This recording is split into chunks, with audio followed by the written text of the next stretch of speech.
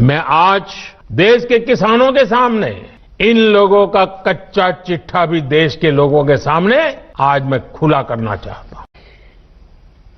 ये कृषि सुधार, ये कानून रातों रात नहीं आए हैं। पिछले 20-22 साल से इस देश की हर सरकार ने, राज्यों की सरकार ने इस पर व्यापक चर्चा की है। कम अधिक सभी संगठनों ने इन पर विमर्श किया है। देश के किसानों के संगठन, कृषि एक्सपर्ट्स, कृषि अर्थशास्त्री, कृषि वैज्ञानिक, हमारे यहां के प्रोग्रेसिव किसान भी लगातार कृषि क्षेत्र में सुधार की मांग करते आए हैं। सचमुच में तो देश के किसानों को उन लोगों से जवाब मांगना चाहिए जो पहले अपने घोषणा पत्र में इन सुधार करने की बात लिखते थे, वकालत करते थे और बड़ी बड़ी बातें करके किसानों के वोट बटोरते रहे, लेकिन अपने घोषणा पत्र में लिखे गए वादों को भी पूरा नहीं किया। सिर्फ इन मांगों को टालते रहे क्योंकि किसानों की प्राथमिकता नहीं था और देश का किसान इंतजार ही करता रहा। अगर आज देश के सभी राजनीतिक दलों के पुराने घोषणा पत्र देखे जाएं तो उनके पुराने बयान सुने जाएं, पहले जो देश की कृषि व्यवस्था संभाल रहे थे ऐसे महानुभावों की चिट्ठियां देखी जाए तो आज जो कृषि सुधार हुए हैं वो उनसे अलग नहीं है। होता क्या है? होता ये है कि किसान की पैदावार सस्ते से सस्ते दामों खरीदी जाती है और शहर में महंगे से महंगे दामों बेची जाती है। क्या मैं पूछना चाहती हूँ, क्या किसानों का हक नहीं बनता है कि उनके पैदावार की सही कीमत उन्हें मिले? क्या शहर में आम इंसान का ये हक नहीं बनता है कि रोजमर्रा की जरूरत की चीजें उन्हें भी सही दाम पर मिले? ये तब संभव होगा, ये तभी संभव है जब किसान बिना किसी बिचौलिए के अपनी पैदावार सीधे शहर तक पहुंच सके। मगर ये अच्छा है, किसान के लिए अच्छा है। आज किसान को एक विकल्प देने की जरूरत है, जितना विकल्प दे सके उतना अच्छा है, खराब नहीं है किसान के लिए। आज किसान जब सीजन आता है तो अपना आलू 2 रुपए 1 रुपए किलो में बेचता है, उसके 3 महीने बाद अपना ही आलू भी 30 रुपए और 40 रुपए में खरीदने का मजबूर होता है। ऐसे टमाटर की बात है। अपनी ट्रॉली का डाल खोल के किसान सड़कों के ऊपर अपना आलू गिरने को मजबूर होता है, जो फोटो दिखा रहे थे पंजाब के जो सांसद हैं। ऐसे जो किसानों को जितना विकल्प दें वो उनके लिए बुरा नहीं हो सकता, विकल्प देने की आवश्यकता है। और कोई ये बाध्य नहीं है कि भाई इन्हीं को देना पड़ेगा। अगर मल्टी ब्रांड रिटेल का कोई एफडीआई के अंदर जो स्टोर है वो किसान को ज्यादा भाव देगा, किसान उसको देगा। कि देश का किसान बेवकूफ नहीं है, देश के किसान को मूर्ख ना समझिए। जो किसान को ज्यादा भाव देगा, किसान अपना फसल उसको देगा, किसी और को नहीं देगा। अगर आड़तिया देगा तो आड़ती को देखो, जिनको आपने किसान बोता है और बेचना जाता है तो उसके पास कोई मार्केट नहीं है, उसको मालूम नहीं किस मार्केट में जाना है। अगर मंडी जाता है तो 35 से 40% सामान खराब हो जाता है।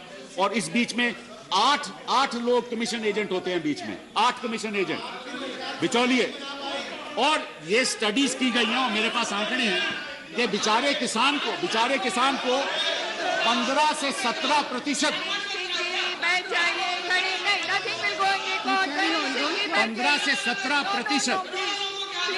15 से 17% जो माल मार्केट में बिकता है उसका केवल 15 से 17% किसान को जाता है, बाकी बिचौलियों को चले जाता है। तो आप विपक्ष के नेता और विपक्ष दलों को यह तय करना है कि वो किसान के साथ हैं या बिचौलिए के साथ हैं। ये आप तय कर लीजिए।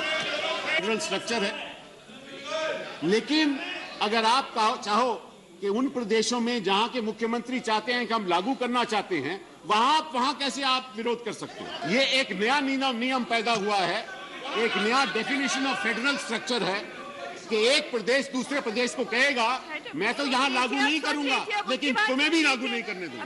पिछले चुनाव के पहले किसानों को जितने वादे किए थे, उन सारे वादों से भारतीय जनता पार्टी मुकर गई। सबसे बड़ा वादा इनका था कि स्वामीनाथन रिपोर्ट लागू करेंगे। मुझे बेहद खुशी है, आज यहां सारी पार्टियां बैठी हैं, सारी पार्टियां कह रही हैं स्वामीनाथन आयोग लागू होना चाहिए। भाजपा ने पिछले चुनाव के पहले बोला था स्वामीनाथन आयोग लागू करेंगे।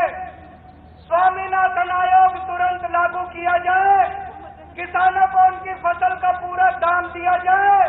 किसानों को भीख नहीं चाहिए, किसान अपना हक मांग रहे हैं, जो खून पसीना बहाते हैं उसका हक मांग रहे हैं। अगर किसानों को उनकी फसल के पूरे दाम मिल गए, किसान दोबारा आपसे अपनी कर्ज माफी कराने के लिए कभी नहीं आएंगे। अपना कर्ज वो खुद कर लेंगे, अपने बच्चे की शादी खुद कर लेंगे, अपनी घर में कोई बीमार होगा खुद कर लेंगे। आज किसानों को इसलिए हाथ फैलाना पड़ता है, इसलिए सरकारों के पास आना पड़ता है, क्योंकि उनको अपनी खून पसीने की पूरी कमाई नहीं मिलती। दोस्तों, तो हलफनामा वापस लो, स्वामीनाथन रिपोर्ट लागू करो, और नहीं तो ये जितने किसान आए हैं 2019 के अंदर कयामत ढा देंगे पूरे देश के अंदर तुम्हारे खिलाफ। ये भी पूछ रही हैं, पब्लिकली पूछ रही हैं, हमारे कृषि मंत्री टीवी इंटरव्यू में कह रहे हैं, मैं खुद बोल रहा हूं कि भाई आपको कानून में किस क्लॉज में क्या दिक्कत है बताइए। जो भी दिक्कत है वो आप बताइए। तो इन राजनीतिक दलों के पास कोई ठोस जवाब नहीं होता, और यही इन दलों की सच्चाई है।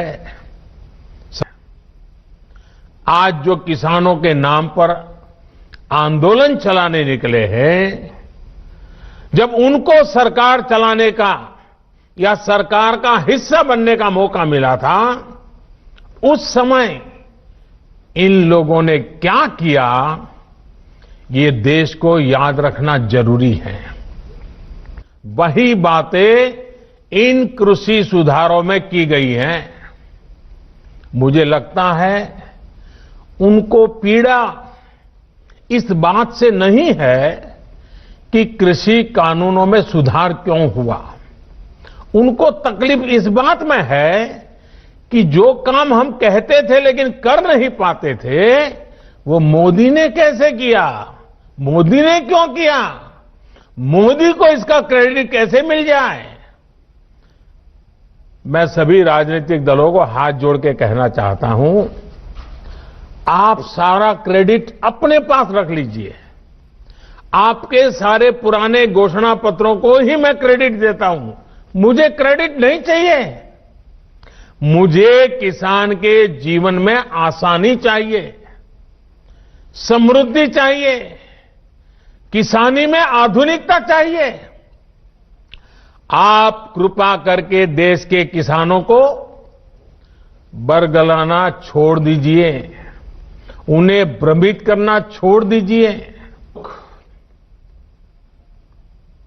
आज झूठे आंसू बहाने वाले लोग कितने निर्दयी हैं, इसका बहुत बड़ा सबूत है स्वामीनाथन कमेटी की रिपोर्ट।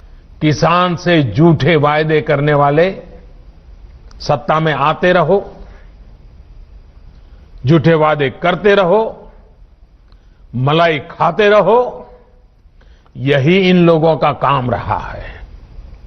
मैं अब आपसे कृषि सुधारों के बाद बोले जा रहे सबसे बड़े झूठ के बारे में बात करूंगा। बार बार उस झूठ को दोहराया जा रहा है, जोर जोर से बोला जा रहा है, जहां मौका मिले वहां बोला जा रहा है, बिना सिर पर बोला जा रहा है। जैसे मैंने पहले कहा था, स्वामीनाथन कमेटी की रिपोर्ट को लागू करने का काम हमारी ही सरकार ने किया। अगर हमें एमएसपी हटानी होती तो स्वामीनाथन कमेटी की रिपोर्ट लागू ही क्यों करते भाई? आपने भी नहीं की थी, हम भी नहीं करते। हमने तो ऐसा नहीं किया, हमने तो लागू की।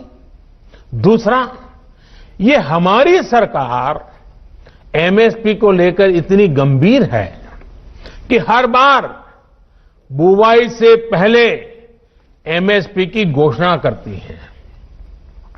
इससे किसान को भी आसानी होती है, उन्हें भी पहले पता चल जाता है कि इस फसल पर इतनी एमएसपी मिलने वाली है।